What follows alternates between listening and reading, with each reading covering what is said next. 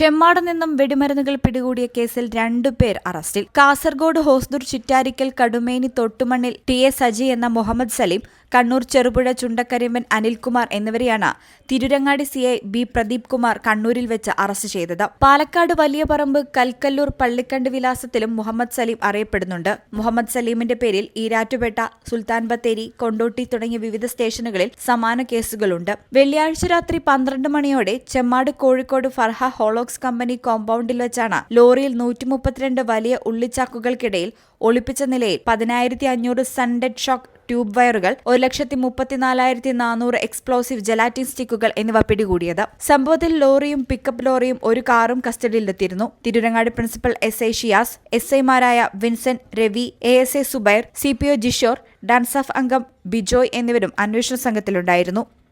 ഈ ചാനൽ തിരൂരങ്ങാടി. ഞങ്ങളെപ്പറ്റി നിങ്ങൾക്കല്ലേ കൂടുതൽ അറിയുന്നത്? പരിശുദ്ധിയുടെ സുവർണ പാരമ്പര്യം. Hayath golden diamonds, Valanchery.